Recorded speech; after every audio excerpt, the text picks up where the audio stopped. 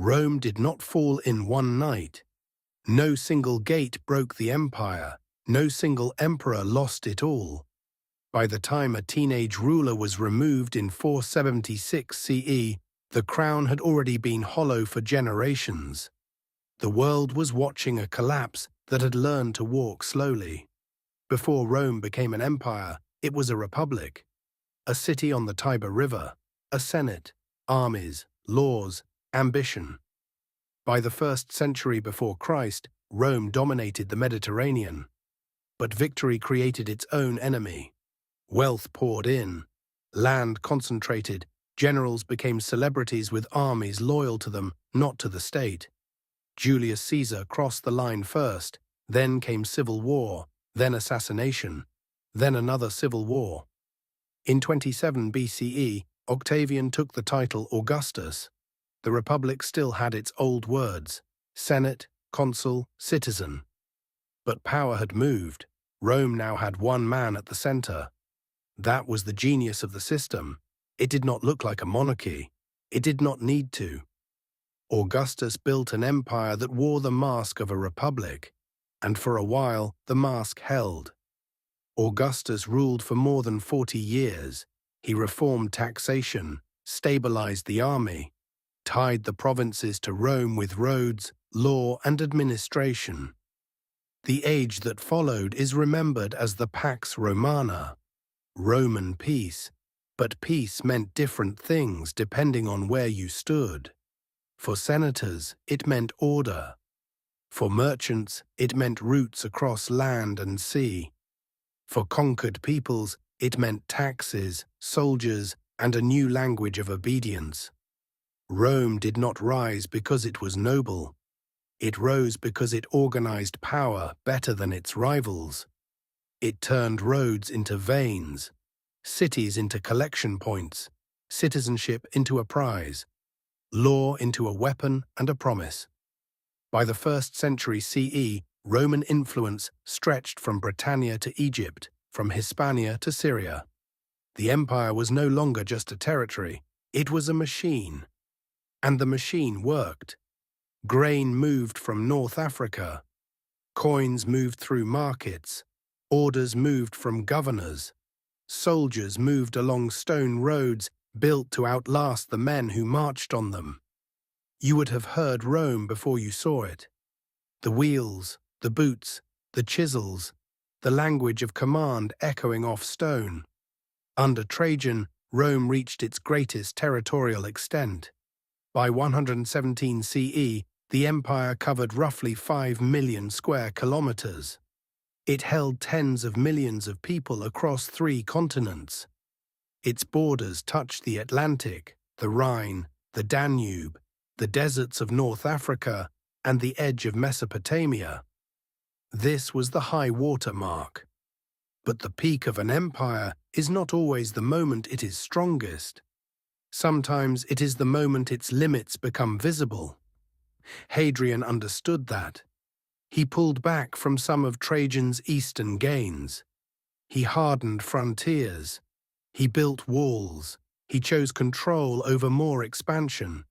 Hadrian's wall was not just a border. It was an admission. Rome could reach far, but not forever. Still, the empire looked immense. Cities flourished. Aqueducts cut across valleys, amphitheaters filled, Roman law spread, local elites learned that loyalty could buy status. The empire did not need every subject to love Rome, it needed enough of them to profit from Rome. That was the bargain. Roads for taxes, citizenship for service, stability for obedience.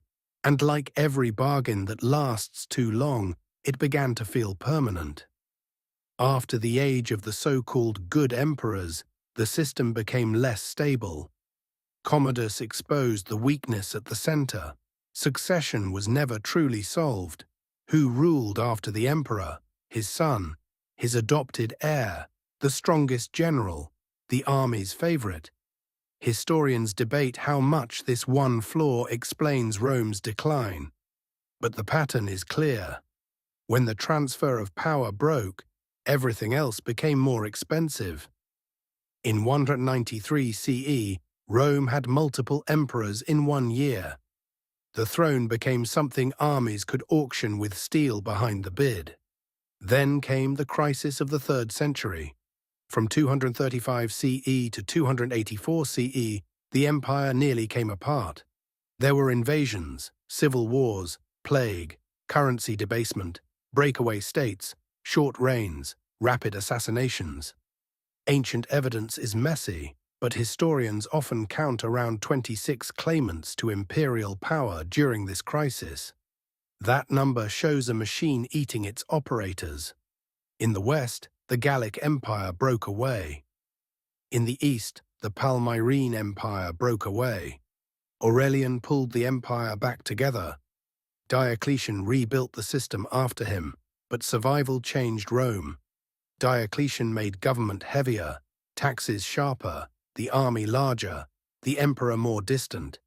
In 293 CE, the Tetrarchy divided rule among 4 rulers. It was meant to solve the problem of scale. One empire, multiple emperors, more control. It worked until ambition returned. Constantine won the next great struggle. He reunited power and shifted the empire's center of gravity east. In 330 CE, he refounded Byzantium as Constantinople. Rome was still sacred, but it was no longer the only center. That decision mattered. The East was richer, more urban, better placed for trade, easier to defend in some directions. The West was exposed, poorer, and increasingly dependent on military strongmen. After 395 CE, the empire was permanently ruled in eastern and western halves. Popular history says Rome fell in 476 CE. That is too neat. The Western imperial office in Italy ended in 476 CE, when Odoacer removed Romulus Augustulus. But Rome as an imperial system did not simply vanish. The Eastern Empire continued. Its people still called themselves Romans. Its capital was Constantinople. Its end came almost 1,000 years later. So what fell in 476 CE? Not the city in flames, not the whole Roman world. What fell was the Western court's claim to command. By then, the Western provinces had been slipping away for decades. Rome itself was sacked in 410 CE by forces under Alaric. The shock was enormous, but the empire survived. It was sacked again in 455 CE by the Vandals. By the late 5th century, emperors in the West often ruled in name, while commanders and federate leaders held real power. Tax bases shrank, armies needed payment, provinces stopped obeying. The system kept its titles after it lost the substance behind them. Historians debate the balance of causes. Some emphasize external pressure, some emphasize internal politics. Some point to disease, climate, debt, military costs, or the strain of governing a world too large for its tools. The clean answer is the weakest answer. Rome fell because too many pillars cracked at once. The army became kingmaker, the treasury weakened, the frontiers hardened, the provinces loosened. The center moved east.